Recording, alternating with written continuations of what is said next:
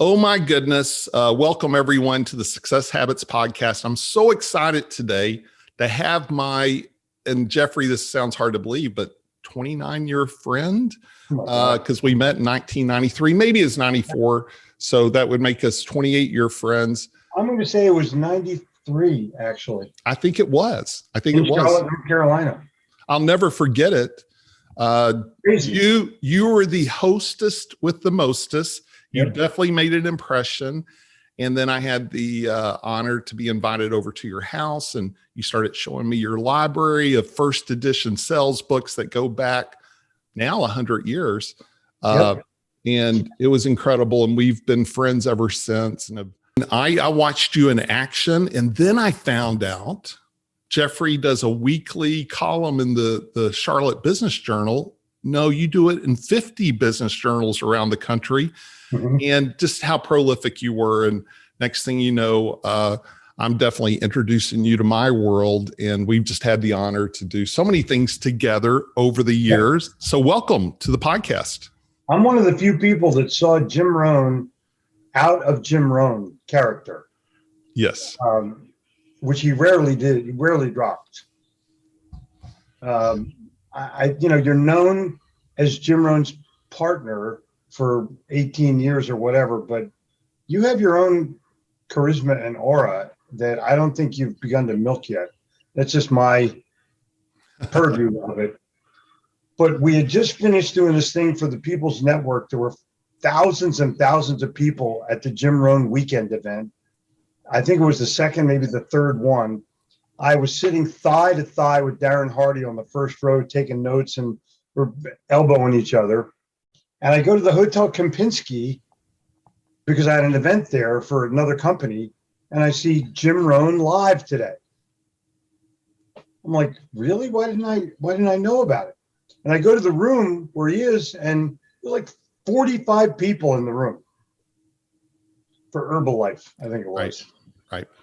And so I sat in the back, and we acknowledged each other because we actually liked each other. And at the end, I went up to him and I go, how do you do this? You just did 5,000 people and here's 40 people and you did it with the same energy. And he dropped Jim Rohn's character, couldn't give me any other examples of, any of his quotes. He said, listen, you never know who's in the audience. One seminar I did was for 19 people. And one of the people in the audience was Anthony Robbins. So you always do your best. Like, cool. That's wisdom, along with story. That's That's such a great story. And, this is where, I try and be transparent on the podcast. And Jim and I had a love relationship, but we also had some things we didn't agree on. I was the aggressive type A marketer, and he was not that at all. He was the philosopher. And I was getting 1,000 people at every event, did over 110 events that first year when I took him over, tripled his speaking fee. But then he would let Herbalife do these smaller events, and people would tell stories like you're telling. I'm like, oh, that, I don't want people to hear there were only 40 people, but that's the one thing I had no control over. And the other thing I had no control over is he had some friends that they would call him up and say, Jim, do you mind doing a little private seminar for me in Southern California? And they'd treat it like a public event. And here I'm doing events all over the country, getting 1,000 plus people, charging a lot of money. And he's doing one for a friend that had 80 people. And he's like, I'm just trying to help him out. I'm like, would you please write him a check? Or better yet, I'll write him a check. Just, right. Let's not do these little small seminars anymore. It doesn't work with our promoters, but that's neither here nor there. What a great story though about Jim and Tony Robbins. And yeah, the People's Network. I'll never forget having lunch one day with Jeff and Eric and Stuart, and they wanted Jim so bad. And this is before the thing was ever started. And I'm like, I can't do it. He's got Herbalife. But eventually I said, I do know Brian Tracy though, and Mark Victor Hansen and Les Brown. And they said, oh, do you now? And So they put me in charge of bringing all the talent in. And then after I met you, I wanted you to meet them. And you eventually did some things with them too. Lots of history. I was just at Eric Worre's place in Las Vegas. He has a studio, just had 65,000 people on his virtual event. We did a 2-hour in-person podcast. I hadn't released it yet, but to see what he's gone off and done. And the whole interview was him telling Jim Rohn stories. I mean, Jim really did influence him as well. I think Jim and Ayn Rand influenced Eric Worre more than anything. He didn't mention her, though. He did mention Jim a lot. I'll tell you, I went to the People's Network office one day, and Eric had just purchased the first edition of Atlas Shrugged. And he treated it literally like it was a Bible. And he showed it to me, but wouldn't let me touch it. Well, Jeffrey, I don't want you to feel bad, but that same year, because I did bring in all the talent, he bought me the entire Ayn Rand collection, leather-bound collection. And I still have it in my library. It's like 12, 13 volumes of all leather-bound.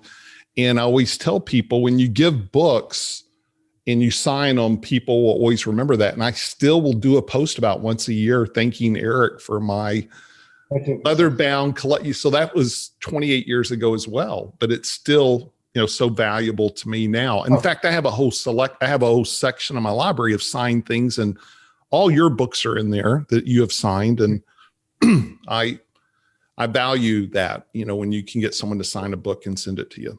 Agreed. You never forget who gave it to you. Yeah. And you're so top of mind. Right. Exactly. And they stay there. Yeah. And you're so good about.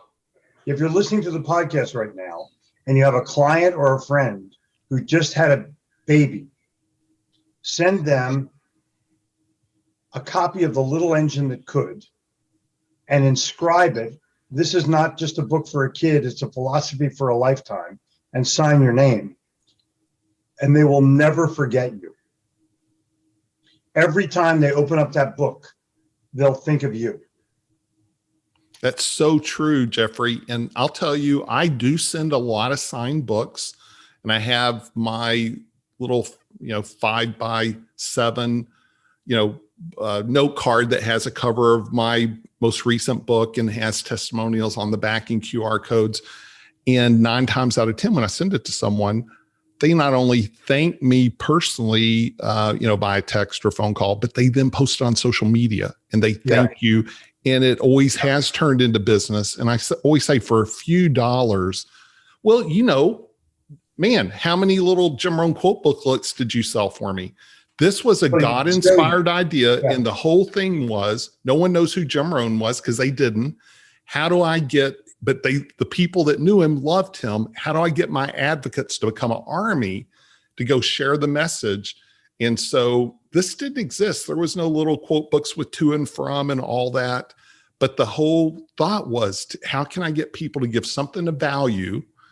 And Jeffrey, people would say, man, you should be charging $5. That's leather bound, has gold foil. And I'm like, I want to charge $1 because I want them to buy 10 or even 100. And Eric told me, he said, I bet I bought 200,000. I was just with Brian Buffini. He said, I bought 200,000. And no one gives you a book. They don't throw a book. They hand you a book and they say, have you ever heard of this guy? Right. And then they do a commercial. So, giving away books. And I'm going to encourage everyone to make sure and get Jeffrey's books. And we're going to talk about that later, but he is the #1 sales author in the world for a reason. Little red book of selling's the #1 sales book of all time. And so you are probably the most prolific writer I know. Like, I would put Dennis Waitley up there as well, but to do a weekly business column for 20 plus years. And now I think you do a live Facebook every day. Every day, 9:59. 700 days. Unbelievable. But listen, either you have content or you don't. And I'm using my experience and what's happening today. I started a video studio in 1998 when the internet was at 56K.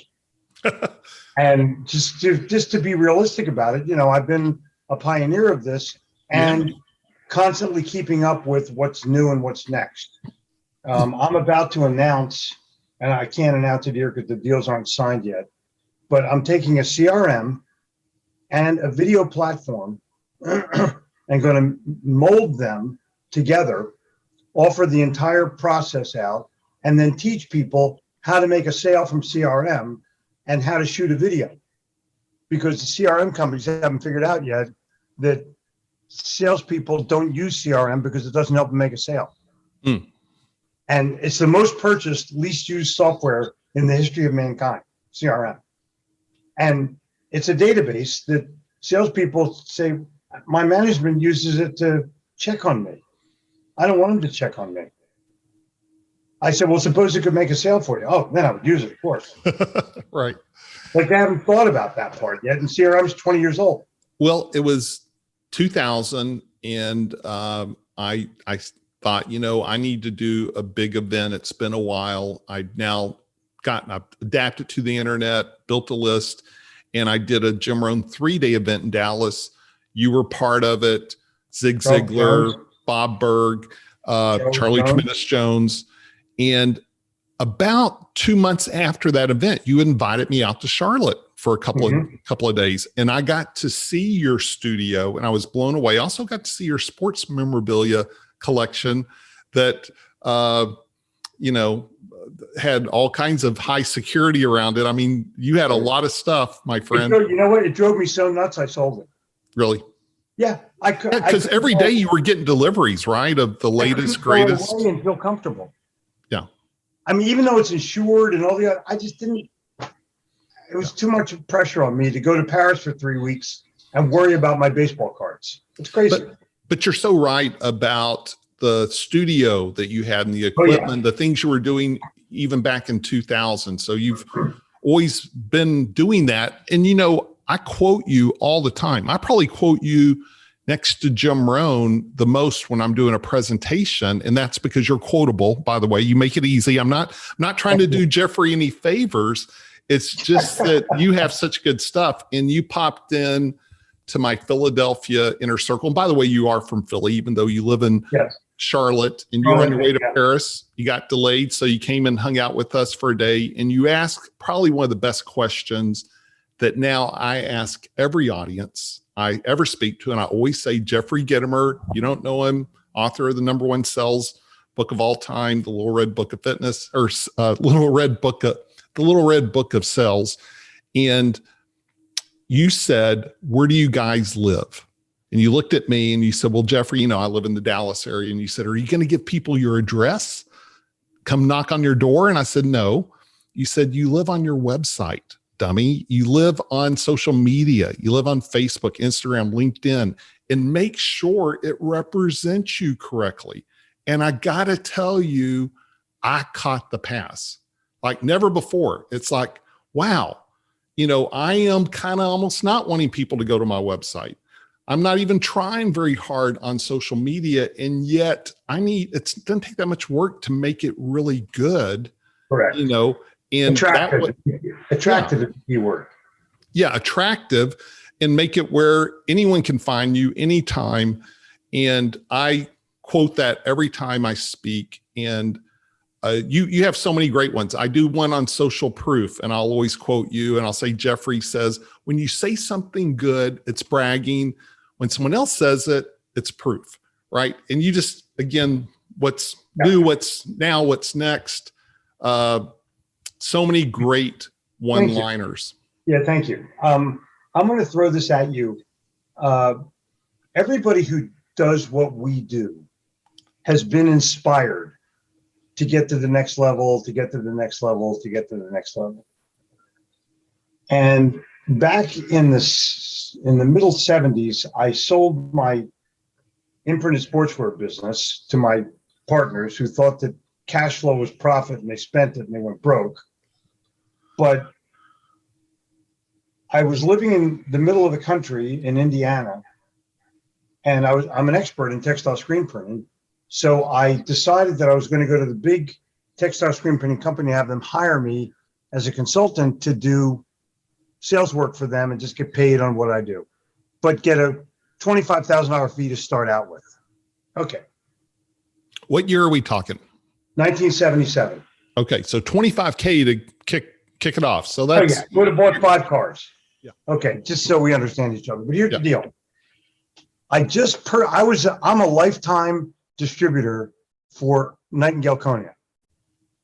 In the 60s, when I really had no money, I spent $1,500 to become a lifetime distributor so I could buy all their stuff for half price. I don't know whether you're aware that they had lifetime distributors, but they do. Well, I was a huge customer of theirs because I bought the Challenge to Succeed and 7 Strategies for Wealth and Happiness, Art of Exceptional Living. Like you did, you would give them away to people. Right. So, but Dennis Waitley just came out with his cassette tapes on winning.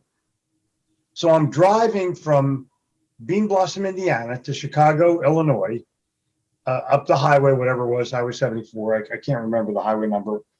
And I got these cassette tapes by Dennis Waitley. I thought, why don't I start listening to them? Well, I listened to the entire series on winning on my drive to Chicago. When I got there, I still had 1 tape to listen to. I literally listened to it in the parking lot. And I was blown away. I walk into this company where I had walked into before. I busted by the gatekeeper.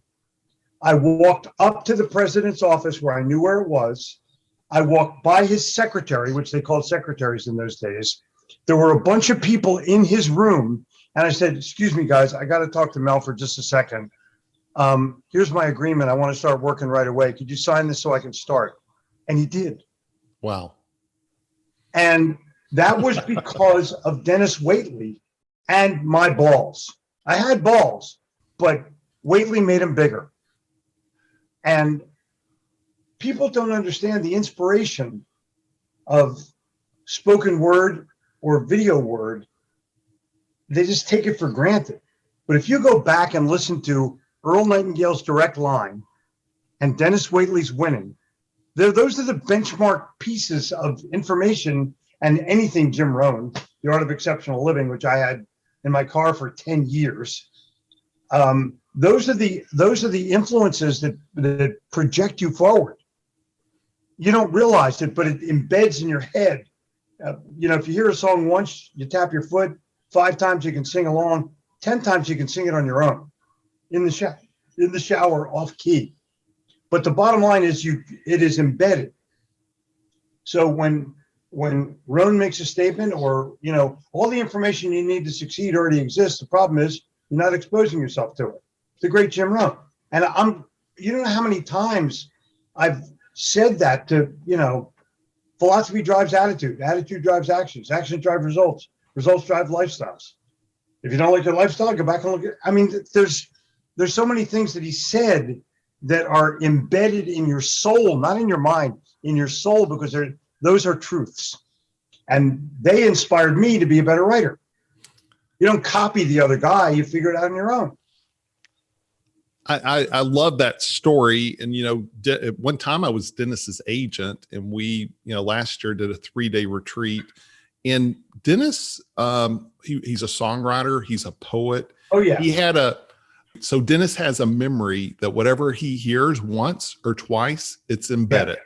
Yeah. And unbelievable. At 88, he was reciting things from 60 years ago. Colonel Tim Cole was there and was honoring Dennis's military service. And Dennis would tell us stories like they just happened. Yeah. It was just an unbelievable human being. But here's the thing about Dennis that I respect the most is the human being he is. And that is always the highest criteria I have for even people on the podcast, is people that are philosophically aligned. I can talk all day about our experiences. The Dennis Waitley thing. Okay. He came to my studio in Charlotte. We had dialogue, and I got to tell him the story of me driving to Chicago and listening to Winning. And when you get to tell your hero what happened, they freaking love it, Kyle. Yes. I mean, he was like putty from that point on. When he realized what an impression he was able to make on somebody and how deeply it resonated in their soul to where they took actions that they never took before, and it worked. I love that. So it wasn't like, here, hold my beer and watch this, and then the guy dies. This is right. like, you know, and one of the things I love most about Dennis is he's philosophically driven, right? So he's principle-based driven. And, you know, and we're going to now jump into some things that, because Dennis I can talk. Dennis was also extemporaneous. Yes. Yes. No notes. Right. Could talk for a year. Yes. Incredible retention. He's a poet. He writes music. And, you know, today it'd be so easy for you and me to talk, and it's my fault for going down memory lane so much and just wanting to talk, you know, pull back the curtain. But I do want to get into some specific sales stuff and specific writing things. But I always say you're the most prolific sales guy I've ever heard. And you're also, you know, work with huge companies, customer retention, customer loyalty, and it's all very tactical driven, but it all has a principle-based approach. And that's what I love about that. And so when you see successful salespeople, you know, they can be the most gifted person ever, and they can even have great follow-up. But if they're not principle-based, how often do you see them starting over versus the person who starts with principles first? Talk a little bit about that. What makes a good salesperson? What makes good companies that have salespeople? First of all, the guy who jumps for more money is a bad guy. I don't want that guy, because he's going to jump for another nickel someplace else. I want the guy who loves what he or she does. Because if you love it, you hang in there. And maybe you make a little bit of less money, but you make money by earning it, not by making a sale, closing a deal, and figuring out your commission as you're walking to your car. That's too old world for me. And maybe somebody offers you a better deal that's also principle driven, and you may leave, but you don't leave for more money. You leave for a better opportunity. There's a big difference. Somebody might want to give you equity. Somebody may want to give you more of a leadership position than that you've always wanted. And it's a growth move, not a money move. So you know, I don't like this guy, but look at all the money I got. That you're going to hate your life. And so let me just start out by saying this. I've always loved what I've done. You love what you do. Look at the people who are successful, the Waitleys of the world and the Hardys of the world and the Ziglers of the world. They love what they do. Look at any ball player. They love what they do. They're playing ball, and they're being paid, you know, zillions of dollars to throw the ball 20 yards or to catch a fly ball. And if they hit 330, if they make 2 outs out of 3 for 20 years, they go in the Hall of Fame. That's one of the best who ever batted. It's crazy. But the bottom line is they're doing what they love. And I challenge salespeople all the time, do what you love. And that will help you. And then if you develop a morning routine, that will put you on every day you're in the starting blocks. You wake up and you go in the bathroom mirror and you look at yourself and I go, oh, it's me. I'm here. You know, I'm loving it. I don't spend a lot of time combing my hair, but I'm loving life. And then I take an hour in the morning and I dedicate it to me. I read, I write, I prepare, and that causes me to think and create. I've done those 5 things for 25 years, every frickin' day, 7 days a week. And all that helps me do is help other people, and then they pay me. Now, I've added one thing to it over the last 15 years. I post. And I don't post anything that's not mine, so I can hire people and say, hey, post stuff out of the little green book for a little while, and they'll go pick out gems and post them, or something about my podcast. And now I'm doing these reels, and they're cool as hell. I'm walking out to the beach, and somebody's filming me, and I'm just talking. Literally, I'm just talking. And I got 7,000 views on my first one. It's crazy, but it works. It works because I believe in what I'm doing and I love what I'm doing. So that's the start of how do you get to the next, how do you close a sale? First of all, you better love yourself. You better believe in what you're doing. You better believe in the company. There's no technique involved in belief. Either you got to believe in your product too, right? Right. Oh yeah. You got to believe. There's 5 parts of belief. You got to believe that you work for the greatest company in the world. You got to believe their products and services are the greatest products and services in the world. You got to believe you're the greatest person in the world. You got to believe you can differentiate yourself from your competition, not compare yourself to them, because comparison is price, differentiation is value. And the most important part, you have to believe that the customer is better off having purchased from you. And you can't believe it in your head. You have to believe it in your heart. Head is attached to price. Heart is attached to wallet. Jerk on the heartstring, the wallet comes popping right out of that back pocket. And I'll ask audiences, I go, how many of you have young kids? And raise their hand, I go, what's their closing ratio? and that's, you know, I said, take your kid with you, take your cat with you. They're better at closing than you are. And you know, Jeffrey, you've never been a big script guy, and we know other people in the industry that worked off scripts, but you're all about being authentic, showing up as yourself, and sticking out. I remember even 20 something years ago, you giving me your business card, which was a gold coin with your mug on it, by the way. And, you know, you've always done, and your voicemail, I would call you sometimes hoping you wouldn't answer so I could let somebody else hear your voicemail. And by the way, I've called Jeffrey where he's answered before. Hey, Kyle, I'm about to go on stage. I'm about to speak. Can I call you back? And so I've always appreciated that, by the way. But Harvey McKay called me one night, and the father of the bride was giving the speech. I go, Harvey, I got to call you back. There's some people's call. I just take the call no matter what. Yeah. But I have to tell you, and I think this goes all the way to the heart of the situation. You're either on fire or you're a dud. So your enthusiasm, which if you listen to tape 4 of Earl Nightingale's Direct Line, he says enthusiasm comes from the Greek word entheos, which means the God within. So your inner fire has to do with who you've become. And I'm going to go back to something that's very important. The old way of selling is dead.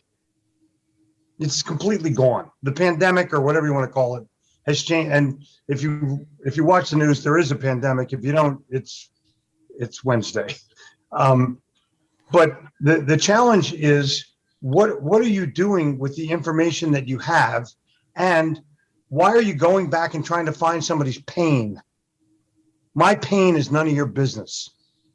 Why are you trying to sharp angle close me? Please don't do that, because someone who knows is going to hurt you and help. They're going to throw you out. The challenger sale is the most ridiculous thing I've ever seen. They're telling a 28-year-old kid to come in and challenge a 55-year-old CEO. Like, dude, don't let the door hit you in the butt on the way out. Thank you. Goodbye. So I try to do the opposite. Somebody wants to find the pain, I tell them to find the pleasure. Where do you play golf? Where's your kid go to school? Where'd you grow up? Tell me about the house, the bedroom that you grew up in. Tell me stuff about you that is emotionally connecting, because my pain is none of your business. Literally. What's my budget? I have an unlimited budget. Depends on what you have to sell. Why are you trying to tell me stuff about you? I've already Googled you. I know exactly who you are. Tell me something about me that helped bring an idea, not a sales pitch. You know, let me bring you my 25 slides over for half an hour and bore the shit out of you. You can't do that. You literally cannot do that anymore. That's done. So you have to have an idea, you have to be principle driven, and you have to be prepared. If you love what you do and you're prepared, you're going to be fine. If you love what you do and you're not prepared, you're going to lose to somebody who is.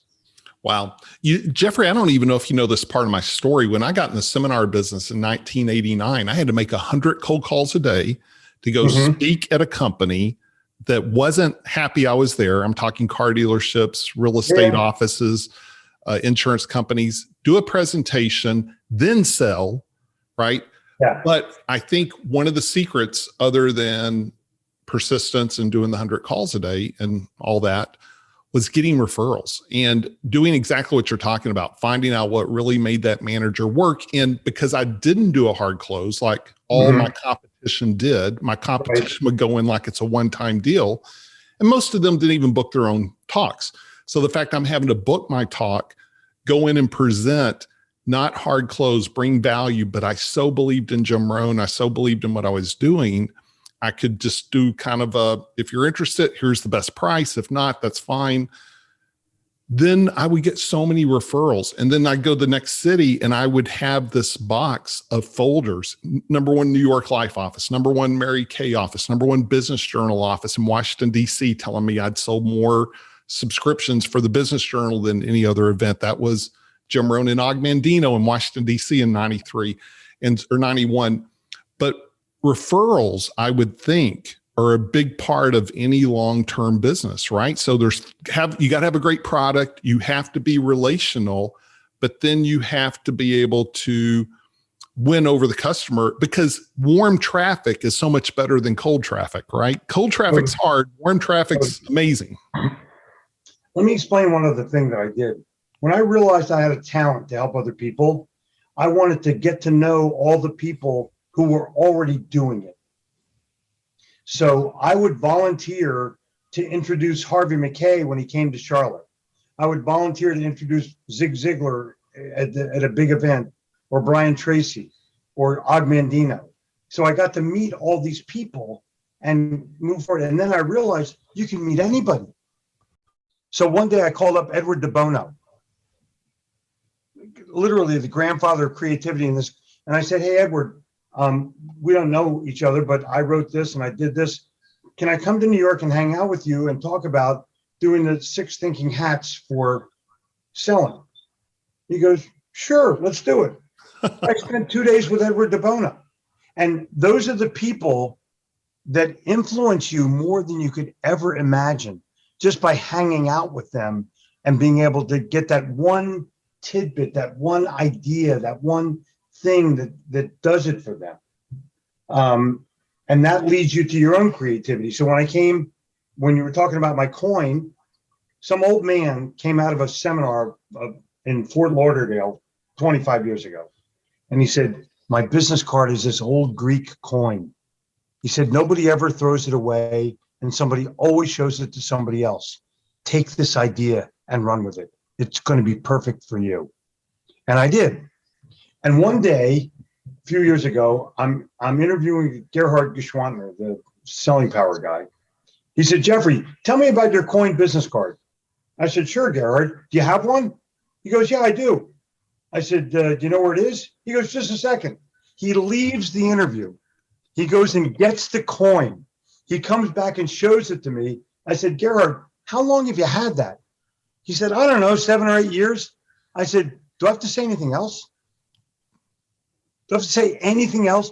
I gave it to you 7 or 8 years ago. You kept it on your desk somewhere. And when you had it in under a minute, you returned with it. I'm top of mind whether you realize it or not. So what's on the desk of what's your Peabody Hotel rubber yellow duck? Where's that on your desk? And the answer is it's no place. So I would always, to my seminar companies, I would always bring an idea that they would stay on a desk or stay arm's length where they would be top of mind. You have to stay top of mind in today's world because there's so much information coming at you. People forget oh yeah, that guy. Not, oh yeah, that guy. I think of that guy every day. That's the key. If they're thinking about you, they'll call you. And if they're not, they'll take a call from anybody and buy what they have to sell. Totally. So how about the referral part of it? Getting referrals, how important is that for a salesperson? If people are not talking about you, what a great job you did. And now referrals are so easy because there's 1,000 ways of getting a referral. Right. Well, when you and I were growing up, and I'm much older than you are, but when you and I were You're growing not up, much older, but referrals were the only way you lived. right. And they were word of mouth predominantly.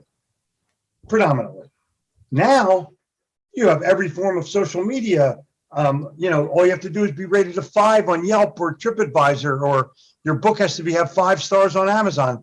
I mean, there's so many ways that you can get referred directly and indirectly. It's unbelievable. So you have to do a great job, but not like it was. Like you had to literally, I never asked for referrals because I always felt that was imposing on somebody. But you stay in touch, right? So what you're doing, you're staying in touch, you're top of mind, you're connecting. Weekly email magazine, weekly column, whatever I did, I was always top of mind. But think about it now, it's not just word of mouth, it's word of mouse. And when the mouse gets into it, they're way faster than mouth.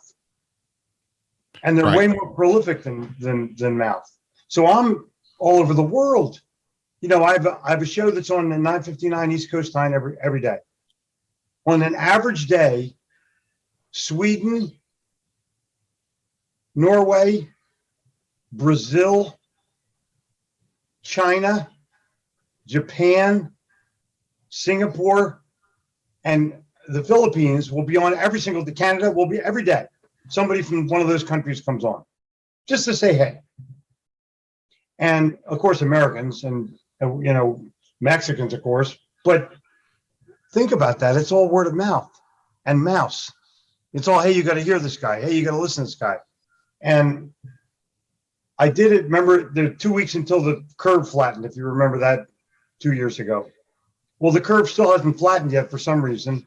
And I don't care what the reason is or isn't, but I'm still every day at 9:59, 700 and some days straight, Saturdays, Sundays, every day. And my personal philosophy is I do something that I've committed to, even if my ass falls off. And so I've been in airplanes, I've been in cars, I pull off to the side of the road, never miss. It's never miss. I had COVID, still did it every day. Wow. No, you're prolific with being able to deliver content, that type of commitment, that type of discipline. Yeah. And I'm going to do another Jeffrey Gitomer quote, and it's something I quote you on often when it applies to a talk I'm doing. You said, and I hope I don't get you quoted too off here, but you said, it doesn't matter who you know, it matters who knows you. And Correct. That gets back to being on social media. That gets back to putting yourself out there. Right. You're planting seeds, and I've always been a fisherman versus a hunter. If you put out enough seeds, the right people will come your way. Correct. Yeah, I don't hunt. Famous Jewish Hunters is a very thin book. Well, look. So I'm trying my best to put myself out there in the world, being current, and I'm older than most kids that are playing in the sales game, but they all want to know how I did it. They all want to know why. I can show you. I did a seminar about a year and just before the pandemic for about 1,200 millennials at the University of North Carolina in Chapel Hill. I got a 1 minute, 29-second standing ovation. Wow. Which I have on video. And if somebody says, do you relate to millennials? I go, well, let me just show you this video. Well, you've always been very entertaining, very funny, very colorful at times. Yeah. I think I remember once giving Jim Rohn some advice about a speech about not going over a certain amount of time. So he went extra long that day. Oh, yeah, of course. And so I've seen you play that a little bit. If someone says, hey, Jeffrey, watch out. Well, watch your language. Yeah, watch your language. Who knows what's going to come out? I grew up in Philly. Yeah. I cold called in New York City for 3 years. Do you know how many times people told me expletives I had never heard before? And that's part of sales. If you can't get thrown out of an office, you're not a good salesperson. So Jeffrey, 20 years ago, I'm at your place in Charlotte, and you'd kind of taken over a whole building. I mean, you had, I don't know, 11, 12 different condos combined, you 7-figure memorabilia collection. You're still hitting it hard. And, you're in your mid 70s, late 70s. Yep. No, mid 70s. Yeah. But, and I'm not hitting it hard. I love what I do. Right. There's a difference. Yeah. Do I work hard? I guess I do. I wouldn't know any other way. You're a 7 day a week, right? That's just kind of like get up, have your routine pretty much. I don't know what day of the week it is, and I don't really care. Yeah. And every once in a while I go to Paris and hang out for a few weeks. Yeah. Or every once in a while I go to New York, or, when it was habitable, it's now uninhabitable. But many places, my favorite places in the country are uninhabitable. New Orleans is actually the closest still being, you can go and eat in a restaurant and not have to show your papers, prove your whoever. But New York, you can't go anymore. Seattle, you can't go anymore. Sometimes Chicago is okay, but and Dallas. How about Philly? It's a little upside down.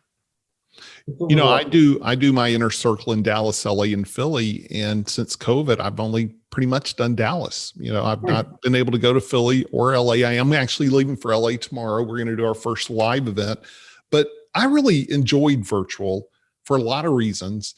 Virtual made it accessible for everyone, right? Yes. But you can't see the other person's body language. It's a difficult time to see their true facial expressions. No, I'm not trying to say it's the same, but if you're looking for the good and any bad, virtual actually opened the door for a lot more people. It opened the door for me to have guests on that I, wouldn't have been able to go. Totally. I watched Les Brown get 10 years younger in a matter of 2 months of not having to go on the road again. I talked to Roger Love, who said, I have my family back now that I was forced not to travel. And so it's always finding the plus in any situation, right? And so sure enough, we'll be all back. I'm not saying anything's ever going to be back to normal, because it never is, but whatever it's going to be, we'll ride that wave when that comes. But right now, it's been a good mixture, I think, for me personally. A lot of people had no place to go.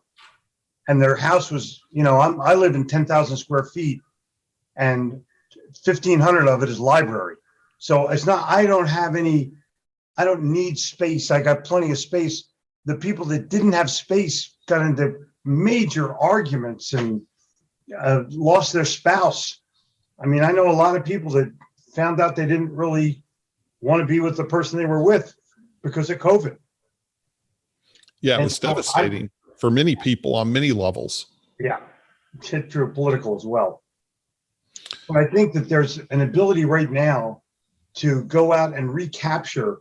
Like I'm doing a 3-day event in Charlotte, March 21, 22, 23. And in another week, I'm going to open it up to virtual. Now, ticket sales right now, and then virtual in another couple of weeks. And there'll be more people virtual than live, for sure. I may have 300 people live and 1,000 people virtual. I have a coach, a breath coach and a life coach. His name is Jeffrey Oakes. And I'm bringing him in because I want people to meet my coach.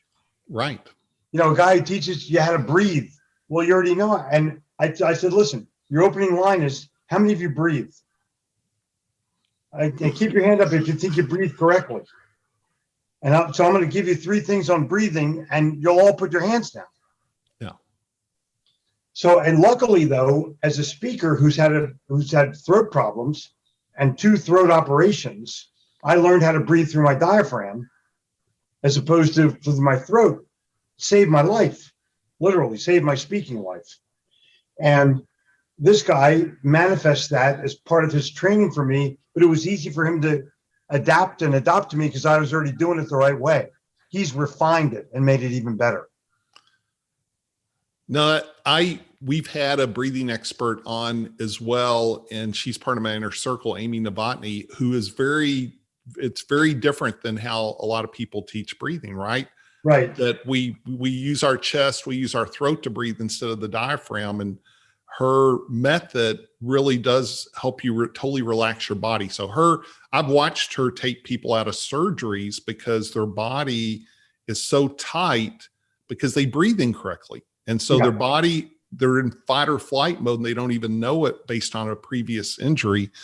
And so I have a great respect for that. So he's going to be there with you guys. And is Jen speaking, I guess, right? Jen will speak, but Wyatt Woodsmall, the guy that taught Tony Robbins NLP, will be there as well. Okay. Wow. And it's a 1 day. No, it's a 3-day. 3 day. Okay. Wyatt will be there the whole time. I'm having friends of mine, Steve Rizzo, the comedian guy, attitude guy. Who does your voicemail? Is that Steve? Rizzo is my voicemail. He does the 3 stages. But it'll just be a fun event where people can actually gather.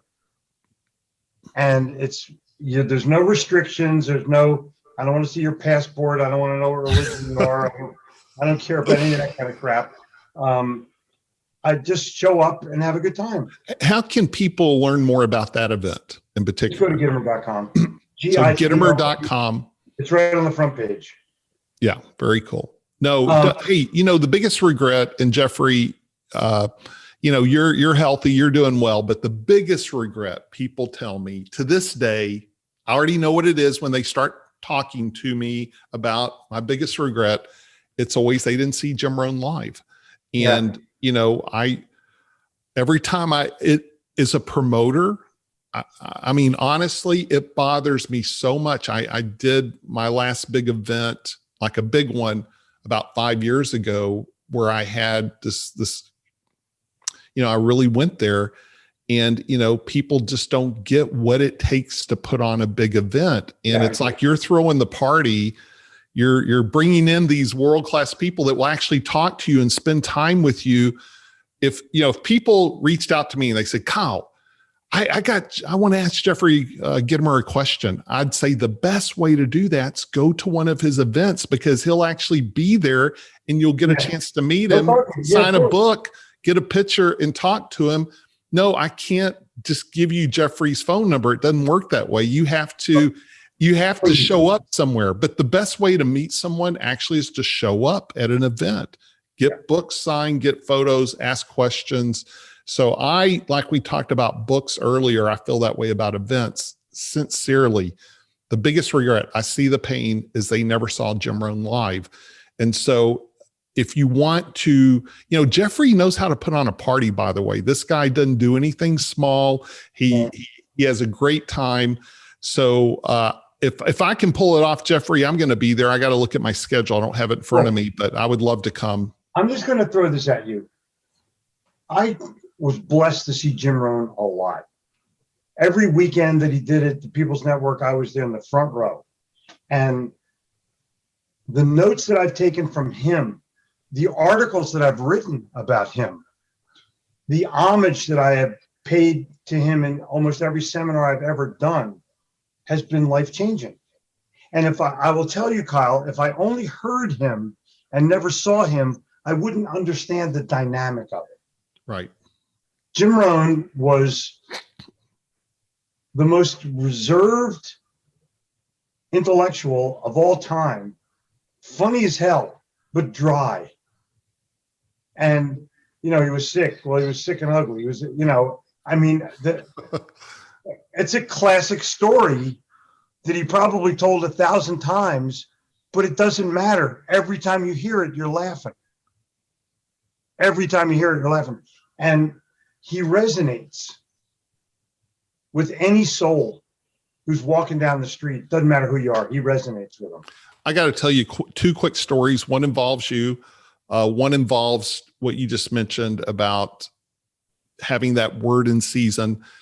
2001, we do the 3-day event, Zig, Jim. It's Jim's 2-day event. And then I have speakers weaved in throughout. Mm-hmm. And on the 3rd day, we were doing a platinum only, and it was only for 100 people. So instead of all 2,000, it was only for 100.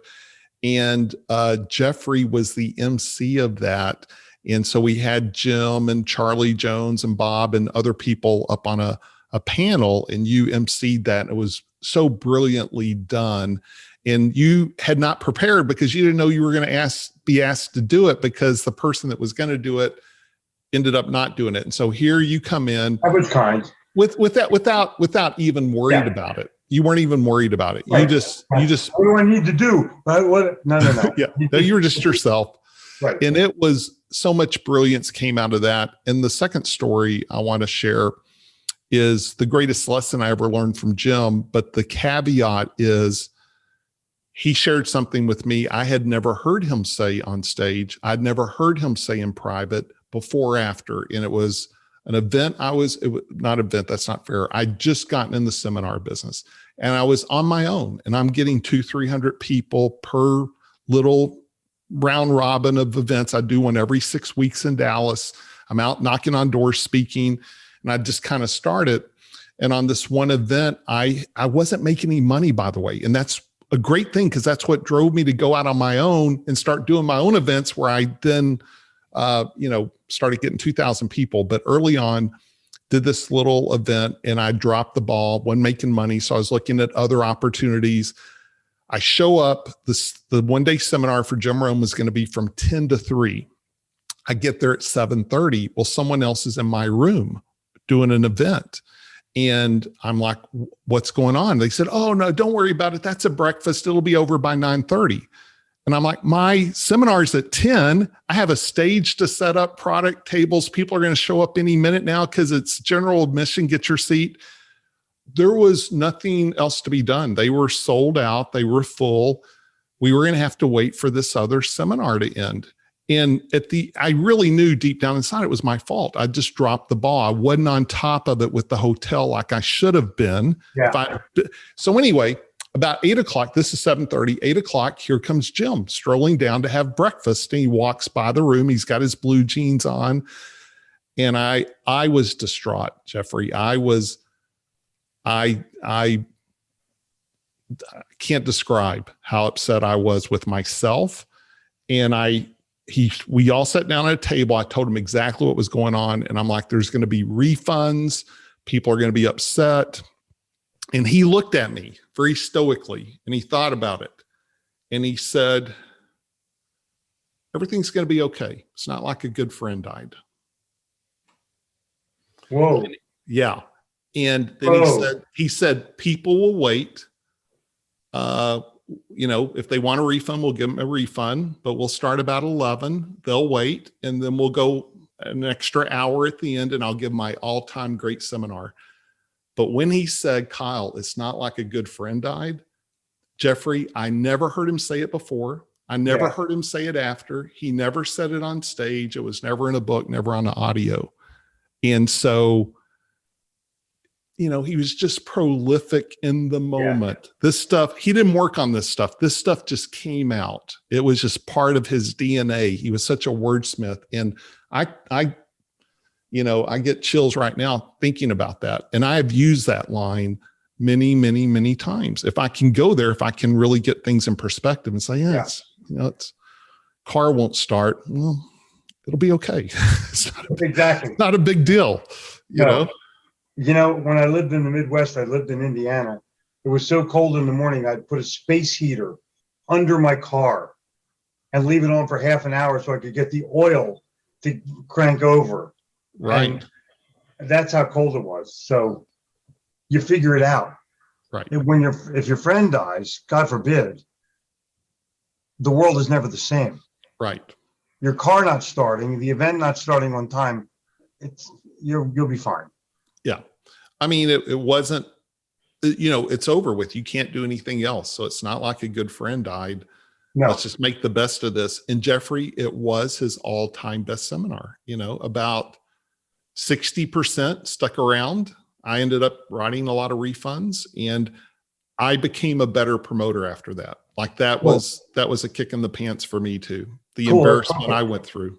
You got to love that. I mean, at the day that it happened, it was not the greatest day, but every day after that, it became just a little bit greater. Yeah. And a phenomenal lesson Jim gave me, and it was a gift. And because it was in the moment, and again, not part of the shtick, not part of something he had ever said before or said later. That's cool. Well, brother, you brought up your big 10,000 square foot house, and 1,500 of it is your library. I have been to your library. I've been to your studios, and I'm going to tease you a little bit with the concept we have talked about maybe a dozen times over the last 3 or 4 years. COVID really slowed us down, but we've talked about doing a 2 or 3 day, either at your place or mine, and doing something kind of similar to what I did with Dennis Waitley last year with a special retreat limited to 15 or 20 people. Not to put you on the spot, but would you be game for that? Sure, totally. Totally game for it. So Jeffrey, if we were going to do that, what would that look like on your end, do you think? We would bring a limited number of people in. It would be in our home and offices. They would go down into our studio and maybe film themselves a little bit, shooting their commercial or whatever. We would arrange to have that edited out, maybe do a reel, which is what's popular at the moment. We'd hang out in the library, and I would talk about selling from an advanced perspective. Things I don't normally talk about, how I sell, not how to sell, which is a big difference.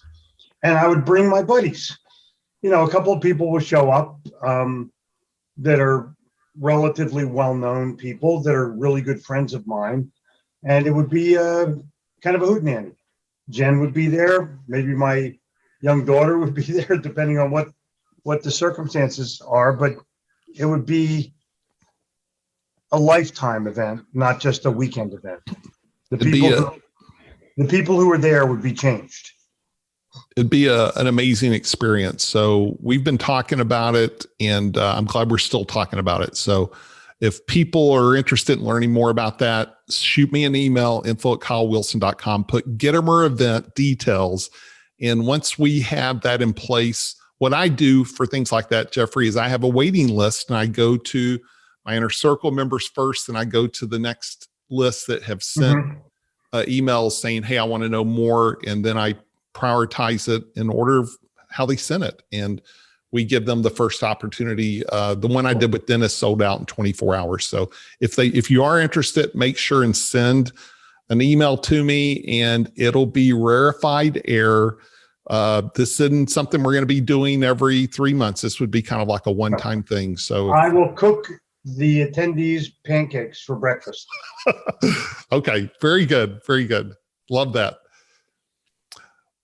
So Jeffrey, I know we've gone a little bit long. Just in closing, I know you've had a lot of incredible influences, people like Harvey McKay and Larry King, but also Jim Rohn and Charlie Tremendous Jones. Oh, yeah. Is there any stories you want to share, or any influences that have impacted you? I've heard you talk about your father, working for your father growing up as well. Give us a couple of influences in your life. I'm always influenced by giving, and I've been influenced by givers. I try to give without an expectation of return. I don't measure, well, that guy owes me one. No one owes me anything. The world pays me. I was at Charlie Jones's place, and Charlie Jones was like my dad. And the greatest compliment he could pay somebody was calling them tremendous.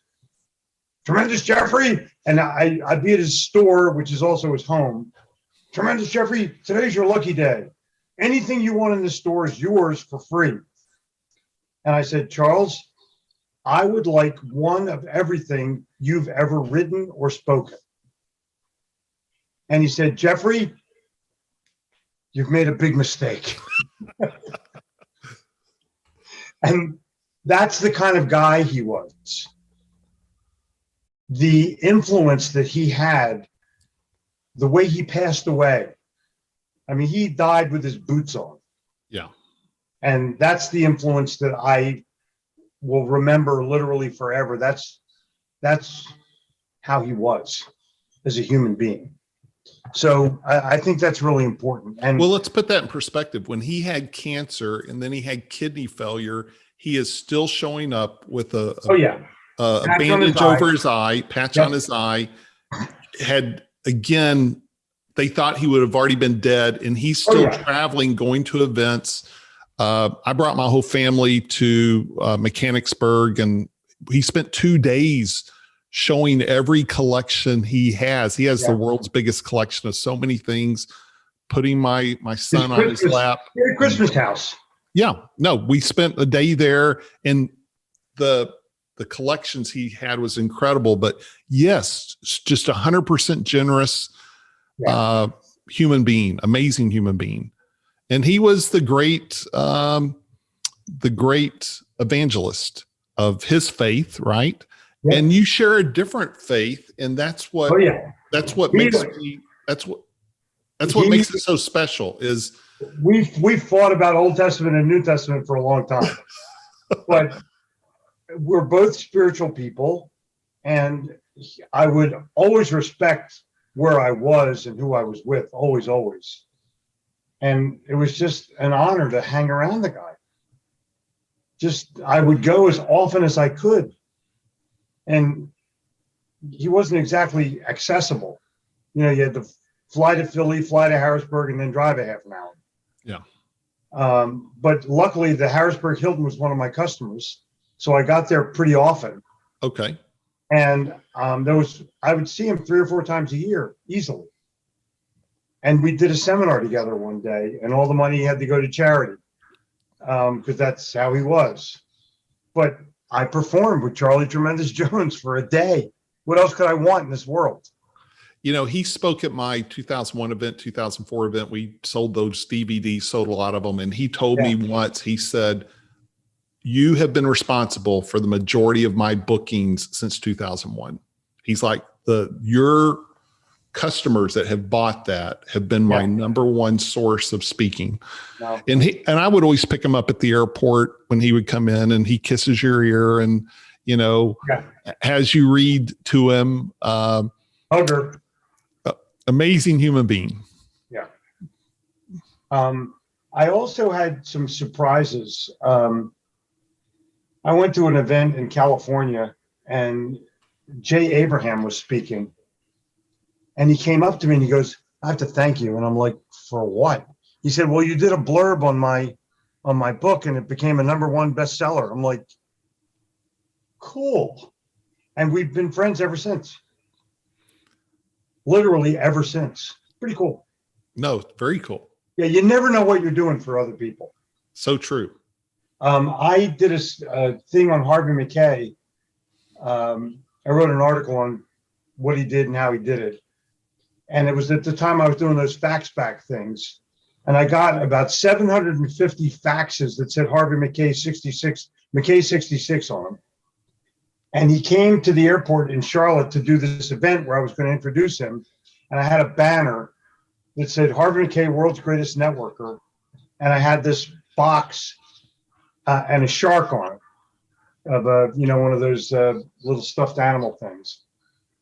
And I gave it to him, and he was like just blown away by what I had done. And he said, "What can I do for you?" And I said, "Harvey, I don't do this for other people so they'll do something for me. I do it because it's the right thing to do." And he goes, "I'll endorse your next book. That's final." I never like he was looking for something to do to make it happen. Harvey McKay has been my dad for 25 years. Still is. We talk at least twice a week. Wow. And he was very generous to me. I met him in 93. We had breakfast at a Peter Lowe event. And he said, "You know why I'm here?" And I said, "Why?" And he goes, "Kansas City. I'm going to meet with Hallmark Cards." And I asked for 20 extra tickets to invite their executives because I'm going to sell them envelopes. But he'd never heard of Jim Rohn. And so I got him to Atlanta to go see Jim Rohn. He'd never heard Jim. And he called me and he said, "Best speaker I've ever heard." And he gave me a testimonial for the book. Jim Rohn is head and shoulders above any other speaker, et cetera, et cetera. And he said, "Here's the thing. You can use the testimonial as long as it's not on the cover of the book." Well, I wasn't going to put it on the cover of the book. And he said, because Bill Clinton wanted, when I endorsed his book, for it to be on the cover. And he said, "Well, heck, you can put it on the cover if you want." And, but anyway, I use that because Swim with the Sharks was such a huge book. I really used that book to legitimize Jim because a lot of people didn't know who Tony Robbins was. Harvey McKay was my inspiration for writing. Wow. literally. When I read Swim with the Sharks, I go, this is 2 pages. It's perfect. It's exactly how I do things. I tell people that all the time, that there are different frameworks for books. And I use that all the time. The vignettes, when you read Swim with the Sharks, it's all these little vignettes. So when I did 52 lessons, I thought, I don't really want to write a book, but I can tell 52 stories, 52 vignettes. Easily. And obviously the challenge is to adapt it without really stealing the format. And I stalked his publisher to publish the sales Bible. I said, look, Harvey McKay wrote Swim with the Sharks. It's a great book, but I think the sales Bible is going to be better. He goes, oh, it's going to, with Adrian Zackheim. And he is a guy who woke up on third base and thought he hit a triple, if you know what I mean. But he published the book. And I was very grateful for it. What was that, 94, 95? Yeah, 94. Harvey, again, gave me one of the best pieces of publishing advice. He said, Kyle, I do when a buyback where I agreed with Simon & Schuster, I'll pay 50 cents or $1 over hard cost, and I'll agree to get 1,000 books at the time. And at the time, Jim had a book with Prima Publishing that got bought out by Simon & Schuster. And I got 50% off of a $16 book, right? So it made it impossible because I was printing books for 42 cents at the time. And I use my books as lead gens. But anyway, I have used the advice Harvey gave me about buyback now at least 20 times with me or other people getting books published with publishers. Yeah, I have the rule of 76. I get a 76% discount or I will not buy a book from the publisher. And that allows me to sell a book in the back of the room, give a $5 discount, and still double my money. So I just did a deal. With, I'm letting someone publish my story with Jim Rohn. And it was only because I self-publish everything, but I went this route. Brian Tracy said, do it with them. Dennis said, do it with them. And that's where we got stuck on 2 things. Was they're an Ingram guy. They're not a Amazon guy. And I'm like, I have to hit number 1 with Amazon. So you got to let me have the rights for at least 90 days so we can hit number 1 and do all that. And then I'll give it to you. But I need to be able to buy the books where I can give them away. And so we agreed $1 over hard cost. And then we figured out, Jeffrey, I can print them cheaper than they can print them. So Correct. It's like, I'm going to print them because I'm not going to go print 1,000. I'll go print 10,000 and I will pay you $1. Right, exactly. But if that even makes sense, I don't know that it does, but it's better than paying $5 for a book, right? I've had publishing deals where the publisher bought the book from me. Right. I mean, like 100,000 books at a time. Yeah. So it's not like 2,000 books. Right. But the challenge is you have to call them on their game. Right. If you don't know their game, you can never call them. Yeah. And most people will not do the research that it takes, do the hard work that it takes that makes the negotiation easy. Right. Yeah, the publishing world's all messed up. And I always tell people, just go self-publish, because at the end of the day, most publishers are counting on you to do all the marketing anyway. And selling. They're just hoping you buy the books from them. They're a glorified printer.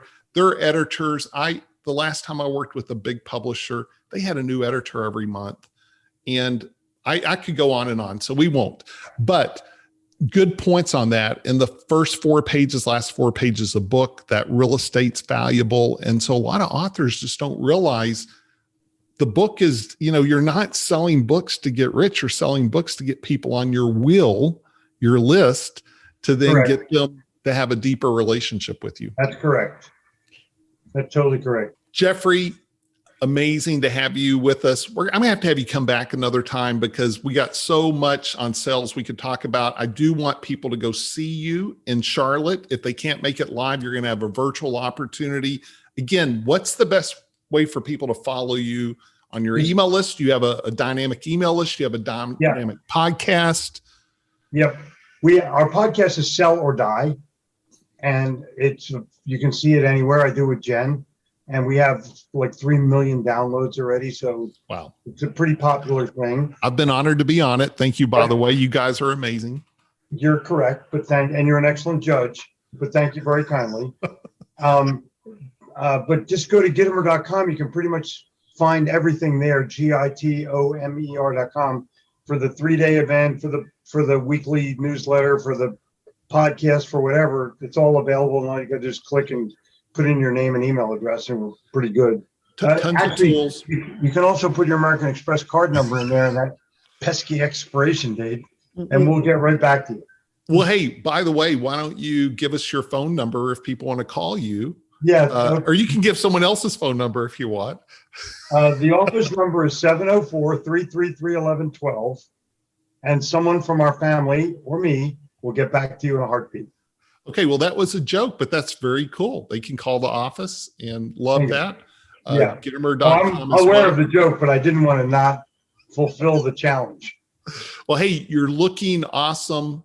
And by the way, we talked the 90s and TPN. I'll come across these pictures of you and Jim Rohn, you and Mark Victor Hansen, you and Darren Hardy, and I'll post them on Facebook and tag you, but I don't think you ever look at Facebook.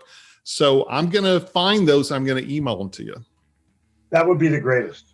Hey, appreciate you, my friend. Yeah, I totally appreciate you, Kyle. Thank you very much. Love you. Appreciate you. We'll talk soon. Love you too. Okay. Cheers. Thanks for being with me. Okay. My pleasure. We'll do it again. Okay, sounds good.